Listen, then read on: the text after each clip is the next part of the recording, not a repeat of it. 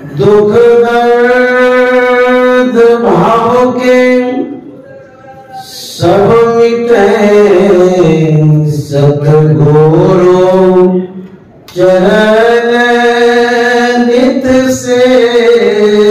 ये दुख दर्द भाव के सब मिटे सतगुरु चरण नित से। गुरु भक्ति बिन कछु ना बने, यही सकल संतन कही। गुरु भक्ति बिन कछु ना बने। श्री सद्गुरु महाराज की जय। परम संत बाबा देवी साहब के चरणों में कोटि सह नमन। परमाराध्य सद्गुरु महाराज के चरणों में नमन। गुरुदेव महर्षि संत श्री परानंद जी महाराज के चरणों में नमन। संतमत के वर्तमान आचार्य श्री महर्षि हरनंदन परानंद जी महाराज के चरणों में नमन। इस मंच पर उपस्थित पूज्यपाद डॉक्टर स्वामी विवेकानंद जी महाराज, स्वामी निरंजन बाबा, इस आयोजन में उपस्थित दिल्ली नगर के विशेष सत्संग प्रेमी महानुभाव, माता एवं बहनों, इस आयोजन के विशेष कार्यकर्ता आयोजक महोदय, संतमत सत्संग दिल्ली नगर के कमेटी सदस्य को भी मैं प्रणाम करता हूं। आज 23 मार्च 2025 ईस्वी है। संयोग से आज रविवार भी है। परम संत बाबा देवी साहब का जन्मदिन इस आश्रम में वर्षों से मनाया जाता रहा। मैं कुछ वर्ष पहले भी बाबा साहब के जन्मदिन पर आमंत्रित कर बुलाया आया था। इस बार भी मुझे दिल्ली नगर के कमेटियों द्वारा महर्षि में आश्रम कोपाघाट भागलपुर से बुलाया गया है। मैं उन सदस्यों को नमन करता हूं जिसने मुझे याद किया और इस अवसर पर आप सबों के दर्शन हेतु बुलाया। मैं आप सबों का दर्शन कर मैं बड़ा भाग्यशाली हूँ, खुशनसीब हूँ और प्रसन्नता महसूस कर रहा हूँ। बाबा देवी साहब बड़े विलक्षण प्रतिभाशाली व्यक्ति थे। उनके जो पिताजी थे महेश्वरी लाल जी कायस्थ कुल में उत्पन्न थे और संयोग ऐसा था कि जो भी संतानें होती थी शैशवावस्था में ही कालकलवित हो जाया करती थी, तो बड़े चिंतित रहा करते थे। परम संत तुलसी साहब से माहेश्वरी लाल जी जुड़े हुए थे, तो उनके आवास पर तुलसी साहब का आना जाना होता रहता था। एक बार चिंतित अवस्था में जब तुलसी साहब ने देखा तो माहेश्वरी लाल को पूछ दिया कि आप चिंतित क्यों हैं, चिंता का क्या कारण है, मायूस बैठे हुए। तो मन की बात माहेश्वरी लाल ने कहा था कि मेरी जो संतानें हैं वो कुछ समय पर कालकलवित हो जाती है और एक भी संतान टिकती नहीं है। संतान नहीं टिकने का अफसोस है, चिंता है, यही दुख का कारण है। दयावश तुलसी साहब ने कहा था कि इस बार की जो संतानें होगी वह कालकलवित नहीं होगी बल्कि काल के छाती पर दाग डालने वाली होगी। मैं आशीर्वाद देता हूँ कि तुम्हारी जो संतानें होगी इस बार की वो टिकेगी भी और संसार में लोगों को सन्मान देने के लिए आएगी। तो आशीर्वाद हो गया। समय पर परम संत बाबा देवी साहब का अवतरण होता है। 1941 ईस्वी की बात है। बाबा साहब इस धराधाम पर आए और यूपी राज्य में मुरादाबाद में। तो जैसे ही बालक का जन्म हुआ, बड़ा दिव्य, आकर्षक और होनहार। जब पंडितों को बुलाया गया, इनकी कुंडली देखी गई, तो उसमें पंडितों ने कहा था ये बालक बड़ा प्रतापी होगा और इस बालक में इतनी अद्भुतता होगी, विलक्षणता होगी कि इनकी बातों को सभी धर्मावलंबी मानेंगे और जो ये कहेंगे वह इस धराधाम पर जितने व्यक्ति होंगे सबके हित की बात कहेंगे। क्योंकि गुरु महाराज ने कहा है, जगत हित आप ही आवे, सुरत को आए तारा है। जो संत होते हैं वह जब इस धराधाम पर आते हैं तो जगत कल्याण के लिए आते हैं। जिस तरह से सौर मंडल में सूर्य उदय होता है तो जो अंधकार है वो दूर हो जाता है, उसी तरह से जब संत का अवतरण होता है, संत के आते ही संसार के लोगों की जो अज्ञानता है वो दूर हो जाती है। तो जगन मंगल के लिए संत महात्मा आते हैं। बाबा देवी साहब की जो विलक्षणता है अद्भुत है। पंडितों ने नामकरण किया, इनका नाम रखा गया देवी प्रसाद, क्योंकि दैवीय गुणों से संपन्न थे, लक्षण दिखता था और कुंडली में भी इस तरह की बात आई तो देवी प्रसाद नाम रखा गया। जब देवी साहब 6 वर्ष के थे, उस छोटे उम्र में इनको स्कूल में भर्ती कराया गया, पढ़ने के लिए भेजा गया। जब ये 6 वर्ष की अवस्था में पढ़ रहे थे, इनके जो शिक्षक थे कुछ सबक देते थे, टास्क देते थे, होमवर्क देते थे। जैसे ही देते थे तत्काल तुरंत उसको पूरा कर देते थे और बैठ करके चिंतन करने लग जाते थे। चिंतन की मुद्रा में शिक्षक लोग जब देखते थे तो पूछते थे कि अरे देवी, तुम्हें जो कुछ भी मैं सबक देता हूँ यथाशीघ्र पूरा कर देता है, लेकिन तुम चिंतन मुद्रा में क्यों आ जाते हो? तुम्हारा जो मूड है वो लगता है कि किसी चिंता में है या कोई कुछ सोच रहा है, ऐसा क्यों लगता है? तो देवी साहब ने कहा कि मैं सोचा करता हूँ यह संसार किसने बनाया है, क्यों बनाया है, इस संसार में जो जीव आता है फिर कहाँ चला जाता है। यह सुनकर के शिक्षक अचंभित हो गए, कहे 6 साल का बालक और ये तो दार्शनिक जैसी बातें करते, इतना ज्ञान इसको कहां से आ गया अभी इस अवस्था में। तो बाबा देवी साहब इस जन्म में ज्ञान प्राप्त करने नहीं आए थे, बल्कि पूर्व जन्म में ही ज्ञान प्राप्त करके आए थे। इस संसार में उन्हें कुछ करने के लिए बाकी नहीं था, बल्कि जिस क्रिया के द्वारा, जिस साधना के द्वारा, जिस रास्ते पर चल करके संसार का कल्याण होगा वह रास्ता दिखाने के लिए आए थे। बाबा देवी साहब ऐसे विलक्षण प्रतिभाशाली थे।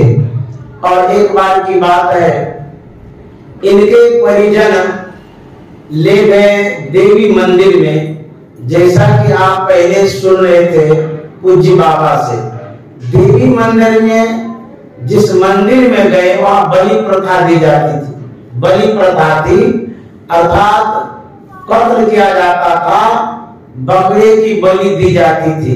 छोटा सा बालक तो था, लेकिन दया की भावना से ओतप्रोत था। जब इन्होंने देखा कि कत्ल करने वाले जो है उनके हाथ में नंगी तलवार है, तीखी तलवार है, और वह जो बकरा है जिसे काटा जाएगा वह बेचैन है, उनकी जिंदगी समाप्त हो जाएगी। तो बाबा देवी साहब इन दृश्यों को देख करके मूर्छित हो गए। तो लोगों ने उसे होश में लाया और उन्हीं में से एक ने कहा इतने छोटे बालक को यहाँ नहीं लाना चाहिए था, क्योंकि बच्चा का जो हृदय होता है बड़ा कच्चा होता है, कोमल होता है, ऐसी जगह पर नहीं लानी चाहिए थी, इसीलिए मूर्छित हो गए। जब बाबा साहब होश में आए तो इस पर बाबा साहब ने कहा था कि क्या बड़े होकर के जो बड़े आदमी होते हैं उसका हृदय पत्थर जैसा कठोर होता है, जो जघन्य अपराध करने के लिए पिरे हुए हैं। इस निरपराध बकरे ने क्या किया है जो इसकी हत्या करने के लिए आप लोग सब आतुर हो गए हैं? इसका क्या दोष है? इस तरह से जो हत्या करके माँ को अर्थात देवी माँ को खुश करना चाहते हैं, जो जगत जननी है, पूरे संसार की माँ है, क्या वो बलि मांगती है? क्या वो किसी की जान मांगती है, प्राण मांगती है? ऐसा कदापि नहीं हो सकता है। ये हम लोगों की सोच है, सर्वसाधारण की मूर्खता है, अज्ञानता है, जो हिंसा पर उतारू हो रहे हैं।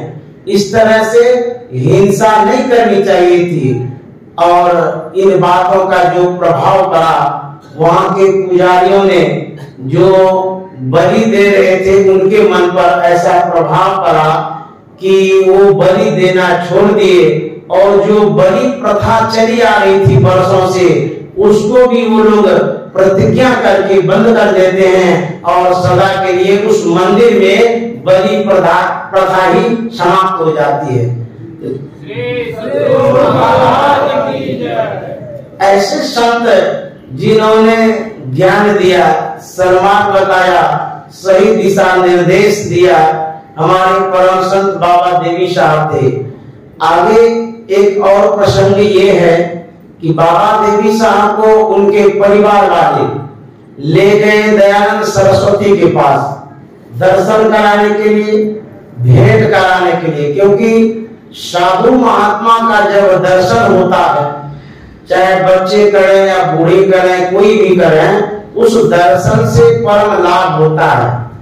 दर्शन जब करते हैं तो दर्शन में देखते हैं तो किस रूप का दर्शन करते हैं?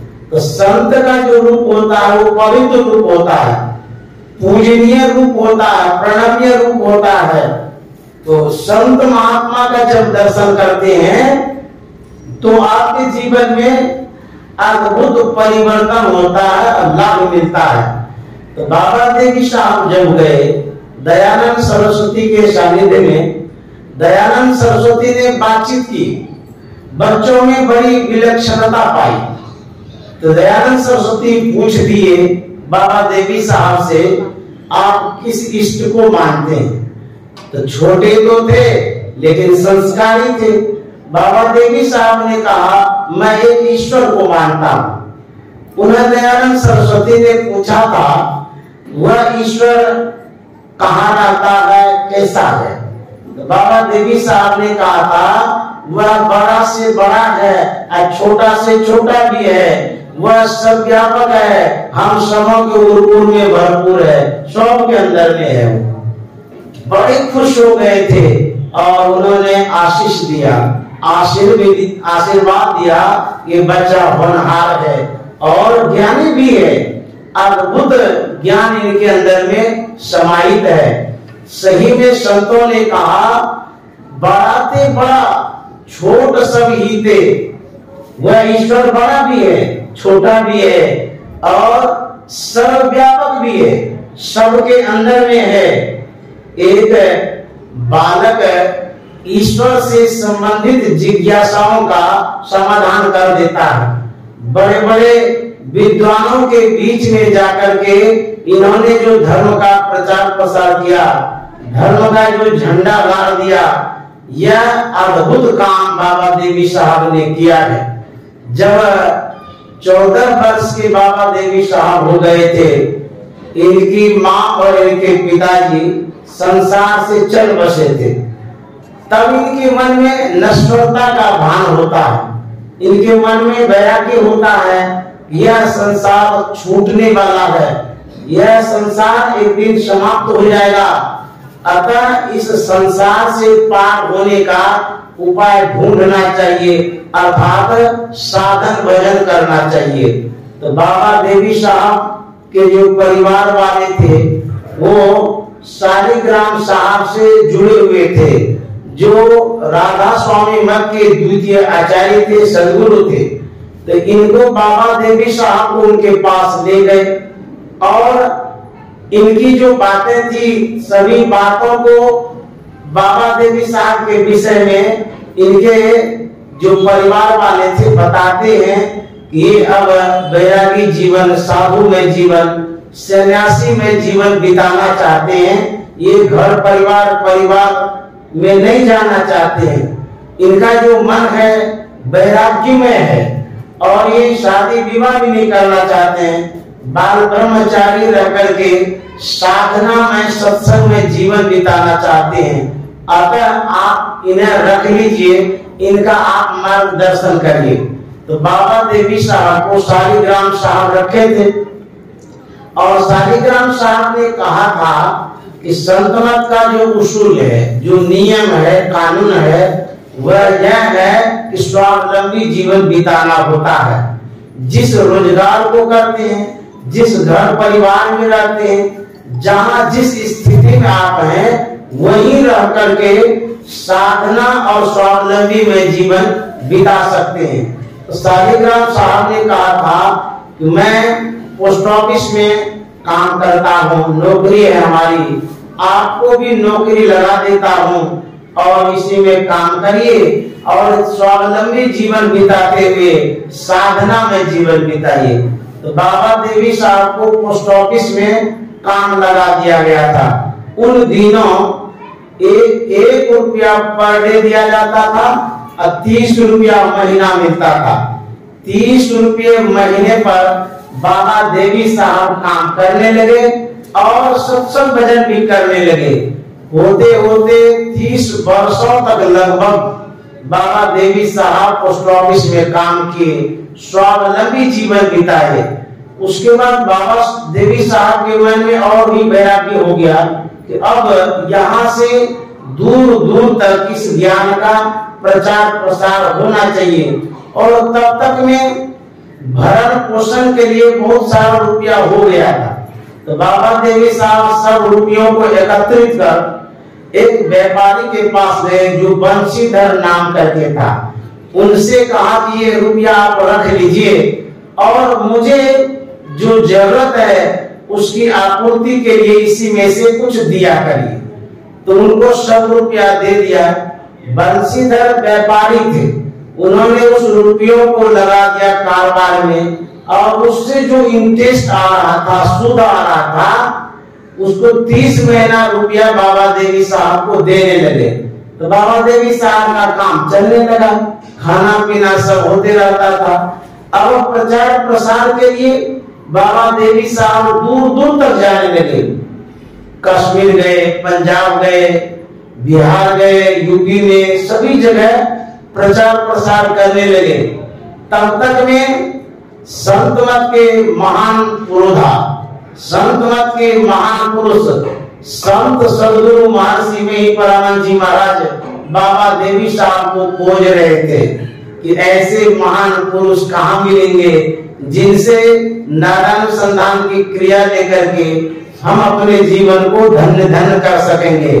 तो बाबा देवी साहब जाते थे भागलपुर मायागंज प्रचार प्रसार करने के लिए, क्योंकि वहां उनके जो शिष्य थे श्रीमान राजेंद्र प्रसाद सिंह जी वकील साहब, वो दीक्षित थे, प्रचारक भी थे। तो जब धीरज लाल गुप्त से मिले तो धीरज लाल गुप्त भेज दिए थे राजेंद्र बाबू के यहाँ, आप वहीं जाइए, उन्हीं से दीक्षा ले लीजिए। तो जब राजेंद्र बाबू से मिले थे उनसे गुरु महाराज ने दृष्टियों की क्रिया ली थी। उसके बाद राजेंद्र बाबू ने कहा था आपको सदगुरु महाराज से हम मिला देंगे, हम गुरु नहीं है, हम दृष्टियों की क्रिया योगी आपको बतला दिए, तब तक ये क्रिया करते रहिए। यह जो बात है 1909 ईस्वी की बात है, वो भी अगस्त के लगभग का है। तो बाबा देवी साहब आए थे अक्टूबर में, 1909 ईस्वी अक्टूबर में मायागंज में आए थे तो गुरु महाराज को बुलाए और गुरु महाराज को मिला दिए। 1909 ईस्वी अक्टूबर में दशहरा के समय मायागंज आश्रम में बाबा देवी साहब से पहली भेंट होती है। जैसे ही बाबा देवी साहब का दर्शन हुआ, गुरु महाराज गदगद हो गए कि जिनकी खोज वर्षों से थी, जिनके लिए हम अतृप्त थे, जिनके लिए हम व्याकुल तबाह थे, आज परम संत बाबा देवी साहब मिल गए। हमारे जन्मों जन्म का जो दुख था आज मिट गया। तो बाबा देवी साहब को पाकर के गुरु महाराज बड़े प्रसन्न हो गए थे। एक बार गुरु महाराज किसी भक्तों के बीच में अपनी भावनाएं व्यक्त करते हुए बोल रहे थे कि मैं बड़ा भाग्यशाली हूँ जो मुझे बाबा देवी साहब जैसे गुरु मिले।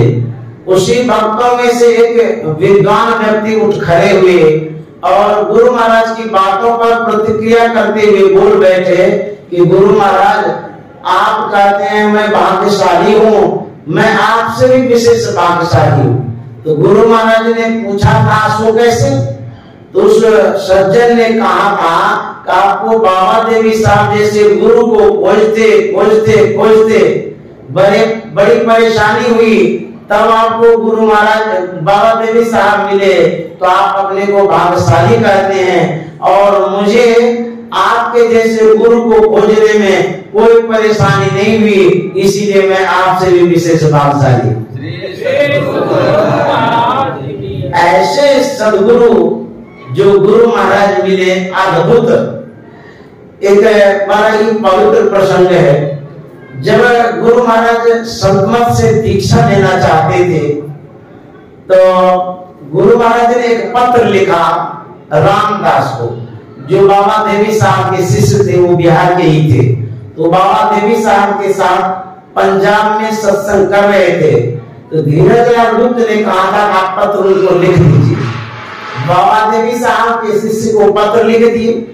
तो रामदास ने जो पत्र पढ़ा तो उन सारी बातों को बाबा देवी साहब से बता दिया कि मेहीलाल दास है, वो संत मत को समझ गए हैं और दीक्षा लेना चाहते हैं। तो जो भी बातें थी सब बता दी। उसके बाद दूसरे दिन बाबा देवी साहब ने कहा था, अरे रामदास, तुम किस मेहीलाल का नाम हमें बता दिया, न जाने वो रह रह करके मेरे सामने प्रत्यक्ष की भांति घूमने लगता है। अब ये किस जन्म का संबंध था कि गुरु महाराज दीक्षा भी नहीं लिए हैं, जुड़े हुए भी नहीं हैं, लेकिन बाबा देवी साहब के नजरों में ये घूम रहे थे, प्रत्यक्ष की भांति बाबा देवी साहब देखते थे। ऐसे गुरु और शिष्य का संबंध होता है। बहुत शिष्य को गुरु खोजना पड़ता है, लेकिन बहुत शिष्य भाग्यशाली होते हैं, गुरु ही शिष्य को खोज लेते हैं। जैसे रामकृष्ण परमहंस ने विवेकानंद जी महाराज को खोजा था, और भगवान बुद्ध जो थे उनके सेवा में आनंद रहते थे, सेवा में जो रहते थे भगवान बुद्ध ने खोजा था। लेकिन हमारे जो गुरु महाराज थे बाबा देवी साहब को गुरु महाराज ने खोजा था।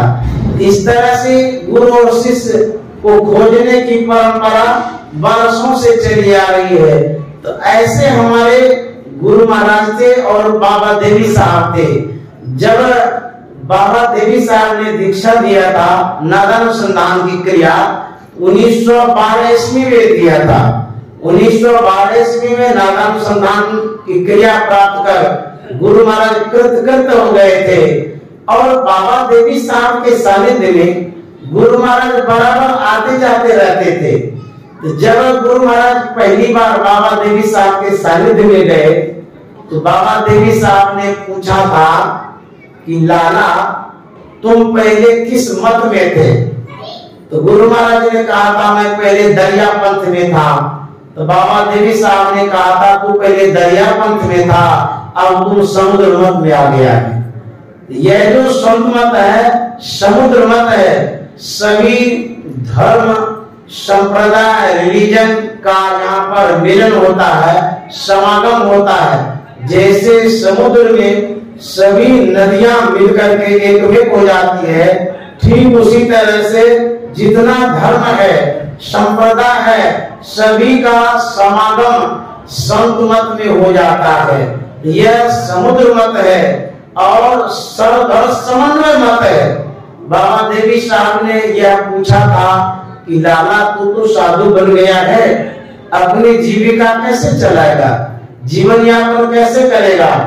दो सिस्टम है, एक तुलसी सिस्टम जो भिक्षावृत्ति से जीवन यापन करता है, और दूसरा है सेल्फ सपोर्टर, स्वावलंबी जीवन। तुम कैसे जीविका चलाना चाहते हो? इस पर गुरु महाराज ने कहा था मैं भिक्षावृत्ति से जीवन यापन करना चाहता हूँ। परम संत बाबा देवी साहब बड़े हंसे और कहा कि संत मत का ये रूल नियम नहीं है कि भीख मांग करके जीविका चलाओ। संत मत का नियम है स्वावलंबी जीवन बिताओ। तो गुरु महाराज ने कहा था मैं तो साधु बन गया हूँ, अब मैं इस तरह से कैसे कर सकता हूँ? जहां जाऊंगा वही मांग करके खाऊंगा। तब बाबा देवी साहब ने कहा था बांसबारी लगाओ, श्रम करो, मेहनत करो और स्वावलंबी जीवन बिताओ, साधना करो। तो गुरु महाराज ने कहा था मैं तो घरवार परिवार सब छोड़ करके आ गया हूँ, अब खेती बाड़ी भी नहीं है जो मैं बांसबारी लगाऊंगा।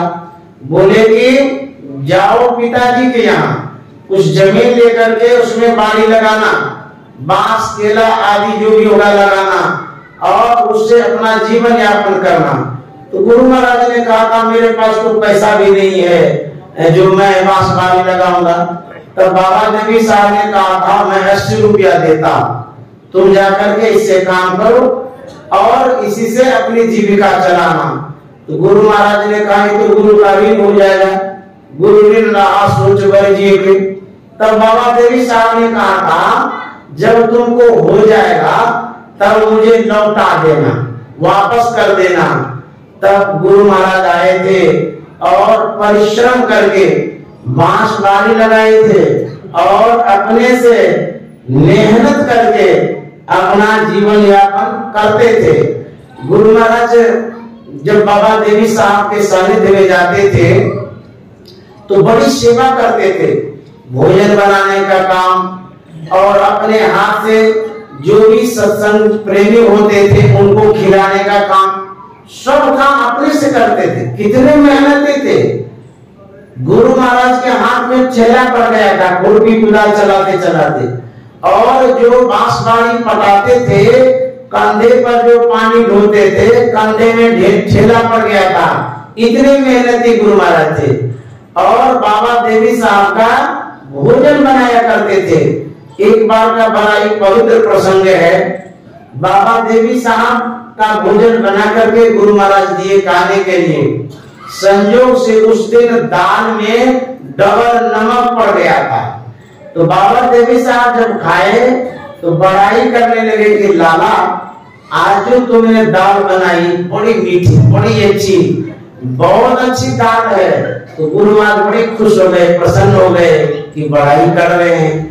उसके बाद सबका जब भोजन हो गया, बाद में गुरु महाराज भोजन करने बैठे, जैसे ही दाल खाते हैं तो दाल का हाल पता चल गया, अरे दाल में तो डबल नमक है। लेकिन बाबा देवी साहब तो बड़ाई कर रहे थे। लेकिन उस दिन गुरु महाराज ने यह मने मन प्रतिज्ञा लिया अब इस तरह की भूल कभी नहीं करेंगे।